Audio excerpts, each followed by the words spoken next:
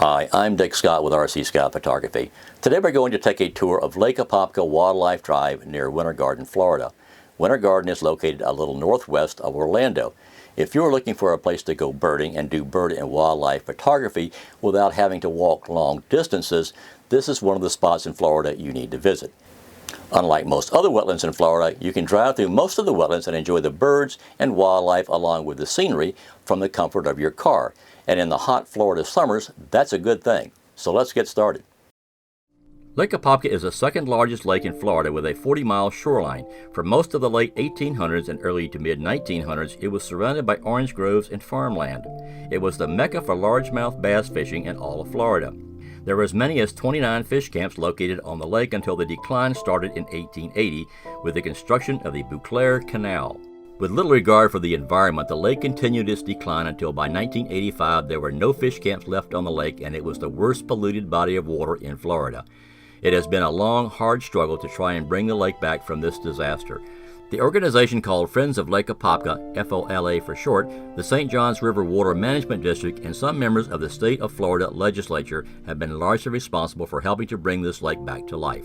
Over the last 20 years, there have been vast improvements, but the battle to recover this lake is still underway today and will be for many years to come. If you are interested in learning more about the history of Lake Apopka, please visit FOLA's website at www.fola.org.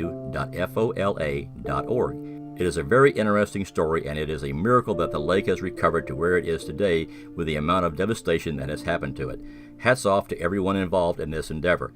This story is a perfect example of man's greed and lack of respect for the environment. Due to the amazing recovery of the lake, in 2015, Lake Apopka Wildlife Drive was opened to the public. It has become a favorite of many birders, photographers, hikers, and bikers. We will be touring the 11-mile drive through the wetlands, but there are many other trails that can be accessed by hiking or biking. Most of the northern half of the lake has hiking trails that will take you along the shoreline of the lake. Because of the vegetation and the work that has been done to try and restore the lake, you will sometimes not even be able to see the lake, but the birds and wildlife are still there to be viewed if you can spot them. As you will see in this video, the lake is perfectly visible along large portions of these trails.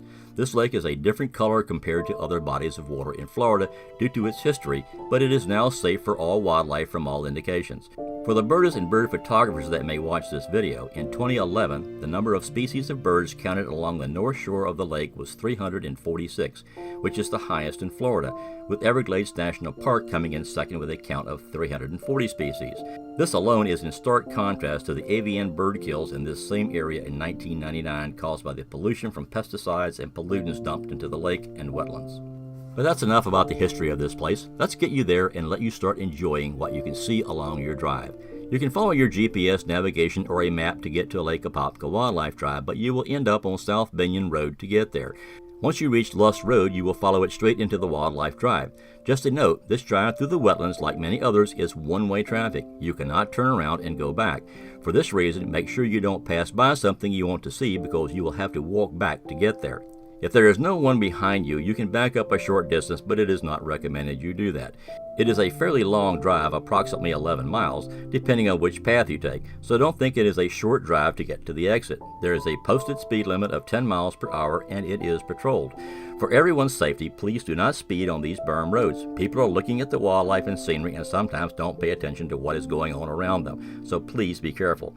The roads are one-way because the berm roads are too narrow for two-way traffic.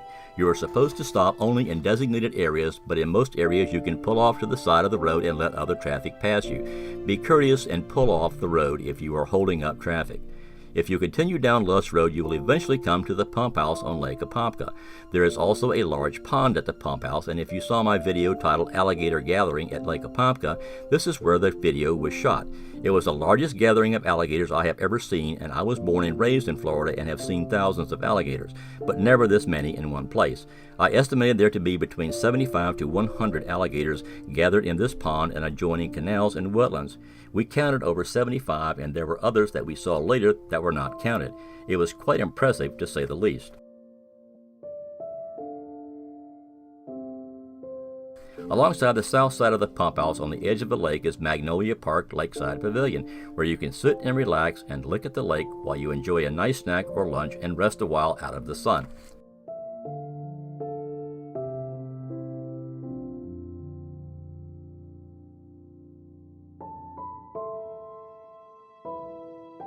Once you reach the pump house, you have two routes you can take to continue your drive. Once you go over the bridge, you can either go straight ahead on Wetlands Road or turn left and take Lake Apopka Loop Trail. For this video, we took a left and followed Lake Apopka Loop Trail toward the lake. When you reach the lake, you turn right and go along the shoreline of the lake. This road follows the shoreline for a bit before you come to a gate and are forced to take a right and head back east. Had you gone straight on Wetlands Road, you will eventually end up in the same place. The berm roads basically make squares in the wetlands. Just remember, all roads are one way. You will have to make more than one pass through the wetlands to be able to see all of it because of the one-way roads. Once we reach the intersection with Roche Road, this is where the two roads come together, you then make a slight jog to the left and continue on straight on Laughlin Road. It is a fairly long drive to get to your next turn, which is Chase Road, where you make a left. Once you make the left, you will continue west along the sod fields.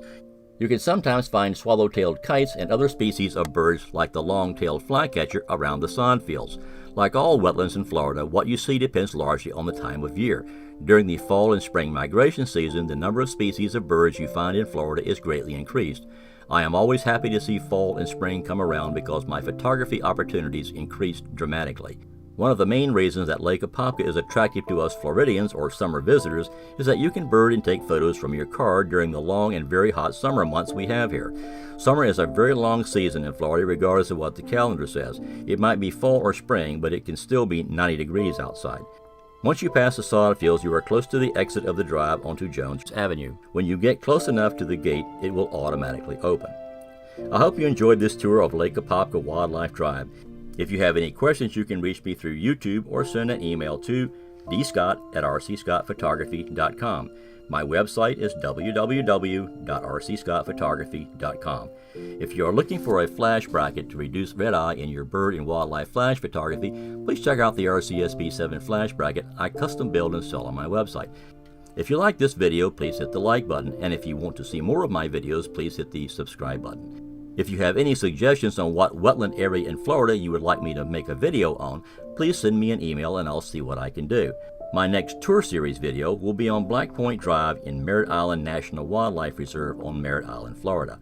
I hope to post it in late September or early October. Thanks very much for watching.